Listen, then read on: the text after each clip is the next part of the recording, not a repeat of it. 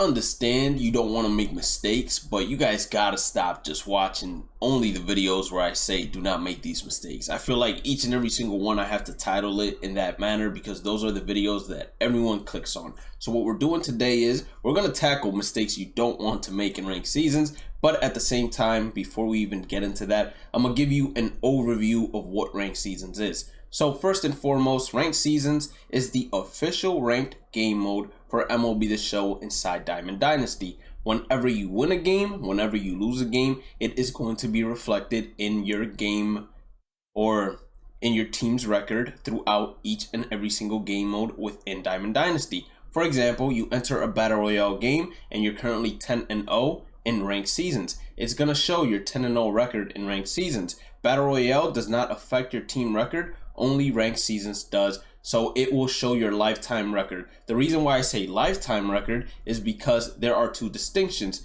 Each ranked seasons is usually a month.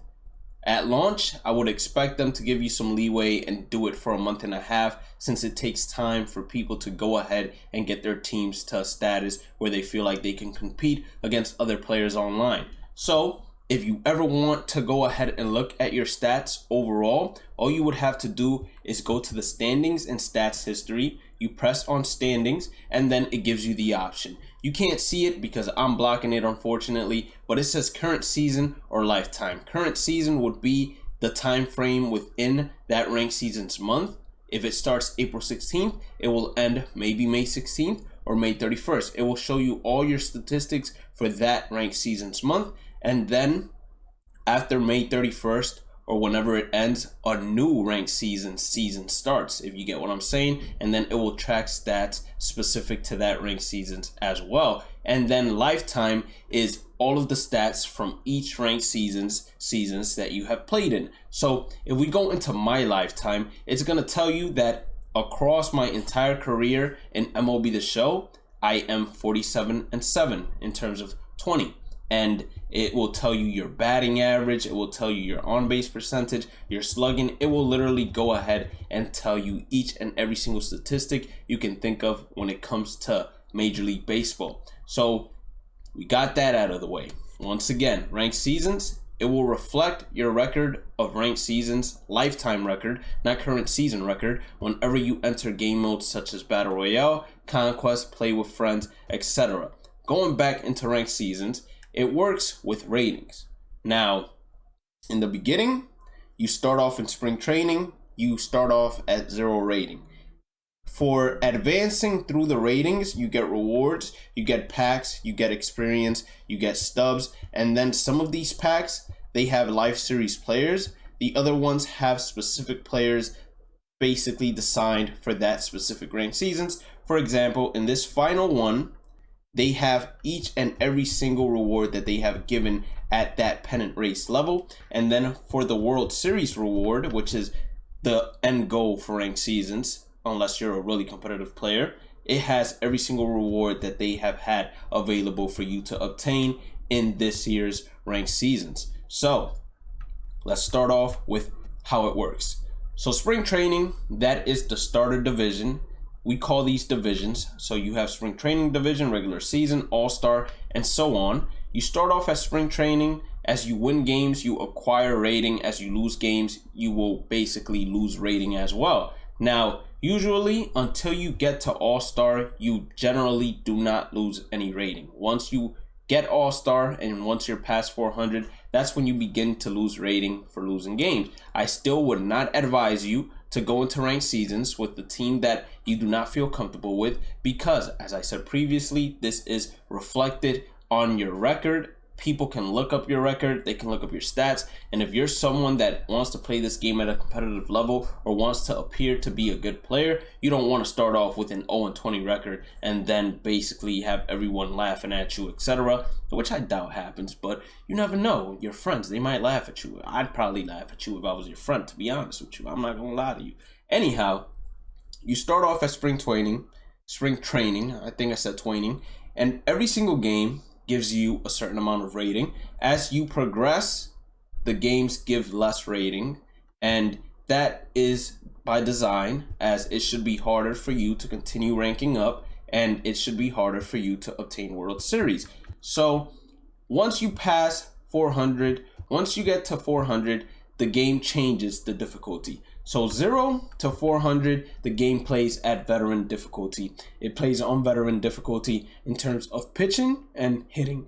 So that means, I'm losing my voice as I'm speaking, I don't know why, but that means that the pitch speeds are on veteran difficulty. That means they're much slower. The PCIs, plate coverage indicators, are much larger. Once you get to 400, it changes to all-star difficulty. It's going to have all-star difficulty pitch speeds, all-star difficulty hitting difficulty. So that means the pitch speeds in general, they're going to get quicker. PCIs, they're going to shrink a bit. Once you get to level 700, you get to Hall of Fame difficulty. Hall of Fame difficulty is much faster than All-Star. And when I tell you much faster, I'm telling you it's much faster. And then the PCIs, they shrink much more than what you were seeing in All-Star, especially if your guy doesn't have high contact or high vision. And then when you get to World Series, you change to the hardest difficulty in the game, which is Legend difficulty. This is where the pitch speeds are at maximum. The PCIs are the smallest you'll see. They'll look like a peanut, probably, being truthful with you all. Now, how the matchmaking system works is if you are within the 400s, or let's say I'm sitting at 450, meaning I'm an all-star, and I'm facing somebody that's still in between 200 and 400, the game will always scale to the difficulty of the lower rated player. So even though I'm 450, I can still match up with someone that's at 350 because there is rating mods. If you guys want me to go ahead and show you all real quick, look at this. There are rating mods. So I'm sitting at 400 right now, and I can match up between somebody that's 332, 467. There's a way to stop the bar from progressing. What happens there, I'll explain in just a second. An opponent has been found for me, unfortunately, so that means I have to back out from the game. But in general, the game will always scale to the lower difficulty player's rating. So if I'm sitting at 450 and I'm trying to face somebody that's at 350, the game will go to veteran pitch speeds. If I'm sitting at 750 and I'm facing somebody that's at 650, the game will go to all-star. If I'm facing somebody, or if I'm sitting at 950 and I'm facing somebody at 850, the game will play down to Hall of Fame. If we're both over 900, it's going to play on Legend. If we're both between 700 and 899, it's going to play on Hall of Fame. If we're both between 400 and 699, it's going to play on All-Star. And if we're both between 0 and 399, it will play on All-Star, it will play on veteran difficulty. So that's how the rating system works. And the matchmaking system, it's very specific. Once you start upgrading your team, you will see something called a rating mod. The rating mod is on the left-hand corner, and it basically tells you how good your team is and how much the difference between your max rating to find at your base level and the low. So for example, if I had a 0 rating mod, the differences you guys would see between the max and the minimum at the starting level, 467 and 332, it would be much less. It would probably be along the lines of maybe 450 and something smaller. It really gets bigger as you progress through the ratings. So if I were on Legend, it would probably be a much bigger margin in terms of max and minimum. So that's what rating mod does. It increases the margin between the maximum rating of a player you can face and the minimum rating. And that's exactly what that does, the little system that I'm showing you all right here. When you go searching for a game, you can either A, let the bar go all the way to the end, and that means that they're going to be trying to find a player from whatever minimum there is there to whatever maximum is there. And if you go ahead and just hold the bar with your analog stick, usually the left analog stick, to the left, it means that it will only try to find a player within those two ratings because you stop the bar from continuing to progress. Now, a lot of players, what they do is if they only want to find a game on, let's say, Hall of Fame difficulty, and they're sitting at 850, usually at 850, the minimum will be like 770, and then the maximum would be like 920. Let's say, for example, you could let the bar progress until it gets as close as to 700, without dipping below 700, and then they leave the maximum to whatever it is. And whenever they find a game, they know it's going to be Hall of Fame difficulty pitch speeds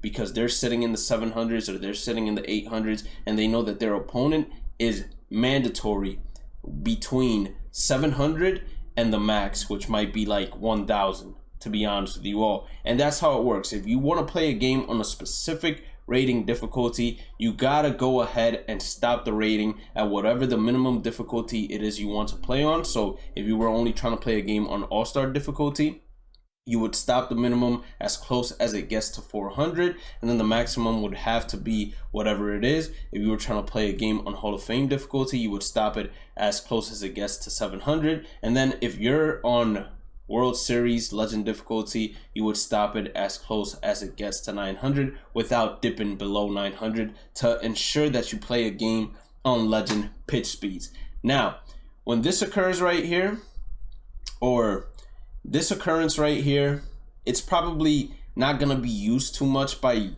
young guys or young guys in terms of experience because you're just going out there to try to find a game. But as you learn the ropes and as you become better in ranked seasons, you generally don't want to play one game on all-star pitch speeds and then one game in Hall of Fame pitch speeds. So that's why it's important for you to know when to stop the bar, and that's why I explained to you the minimum and maximum rating. Don't think I'm doing it for no reason. Now, in general, another mistake you don't want to make in ranked seasons is, let's say you were having fun and you made a separate squad and you called it custom 2, let's say, and pretend that this wasn't the squad you're seeing right here, but it was a squad full of common players, and I was just fooling around in Conquest trying to see if I could score runs on legend difficulties against CPU teams.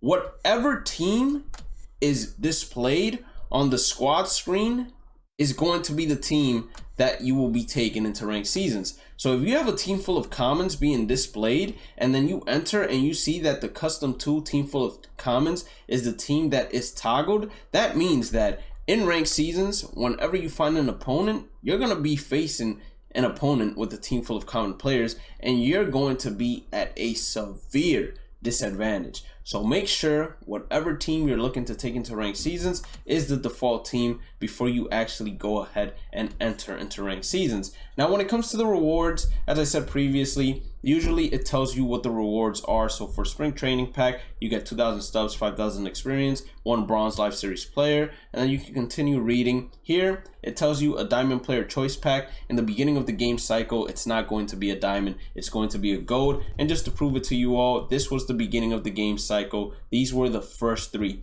It was Cal Ripken, Johnny Damon, and Don Sutton. Those were the first 3 available options once you hit 500 rating. And then for World Series, the first available options were Adley Rutschman, Juan Pierre, and Rogers Hornsby. And then you can only pick 1 out of the 3. So keep that in mind. You don't want to pick someone just to pick someone. You want to pick that person because either A, you're going to sell them and maximize the profit, or B, you're going to use them on your team and you plan on using that player for a long time. You don't want a guy that you're only going to use for 1 at bat or 1 game, unless you're going to use them for that game and then sell them instantly to go ahead and make a profit and then try to buy the others. Now, another thing you want to notice when it comes to ranked seasons is that there are extra rewards for extra ratings, and where this comes into play is the prestige, or not prestige, but the top 50 rings / prestige nameplates, which you guys can see on the bottom left. It has a 20 on it. And what occurs here is, in whichever current season you're currently at, I think the season's just reset, but in current seasons, the top 50 teams in terms of rating, which you will be seeing displayed here. Let's go to Championship Series, since it seems nobody has hit World Series yet, but it would show you the top 50 teams. So let's go to Division Series, because this is where they have 50 teams. Pretend this is World Series. The top 50 teams in terms of rating, as you guys can see, it is scaled by rating. The top 50 teams would receive a unique nameplate that basically tells other players, hey, you're facing a top 50 player right now, you better watch out. So it's something to show off a little bit, and you do also get some extra packs along the way, some extra stubs and experience. A lot of players, although they want better rewards, especially if they're making the grind past 900, most players, they just go ahead, focus on getting World Series, getting that World Series reward, and then they go to play other game modes such as Battle Royale or events to continue improving their team without taking a hit in terms of their record or taking a hit in terms of their stats. Because once you get to Legend, you're going to be facing the top dogs. Like, you're going to be facing the best players in the game, and you're also going to suffer in terms of batting average because the pitch speeds are so fast. Your play coverage indicator PCI is so small that it gets more difficult to make solid contact on the baseball. So a lot of players, they like seeing their stats juiced up and they hit World Series and then call it a day. That's usually what I do. I'm not gonna lie to you all. I'm like, World Series, all right, I made it, I'm done. Nothing left for me to prove. If I wanted top 50, I could go for it, but there's nothing left for me to prove. This year, although, I'm gonna be going for top 50, definitely. So I don't think there is anything else for me to tell you all when it comes to ranked seasons. The mistakes that you do not want to commit are picking players from the choice pack just to pick them instead of actually thinking whether or not they will be affecting your team in the long run or whether or not you can make the most amount of profit on them. And then the other mistake that you do not want to make is just taking a team that doesn't have, or taking the wrong team into ranked seasons. You want to make sure it's the default team, your best team available, unless you're doing a custom build or anything like that. You want to always make sure that it's your best team available going into ranked seasons. And that's basically it. You know, have fun with the matchmaking. I would suggest always finding a game within your difficulty, because if you're on Hall of Fame trying to get to World Series and you put your matchmaking to 1,100 and then you end up facing the best player in the game, you're going to be out of luck because you're going to be losing rating. As you get to 700 and above, the rating increments are much smaller. They're like 20, 30. From 400 and up, it's more like 50, 60. Once you start hitting 600s, it gets down to like 40s. Here it hits 30s. Here it's going to start hitting 20s, 17s. And then when you get to World Series, it's like 15 and below. Sometimes you might get lucky, get yourself 20, but most of the times it's 50 and below.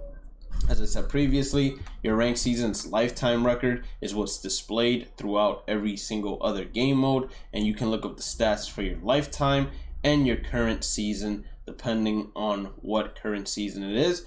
If you did end up enjoying today's content, once again, make sure to hit that like button or subscribe button. Don't forget to follow me on all my socials at Bhlademyst. Click on the channel, more Bhlademyst. Check out the other channels that I do have up and running, which is a variety gaming channel and a reaction channel. Turn on the noties on this channel, of course. Check out my Twitter and Instagram. Pretty active on both of them. And that's it. Have a blessed day and night. Stay positive, stay safe, stay blessed.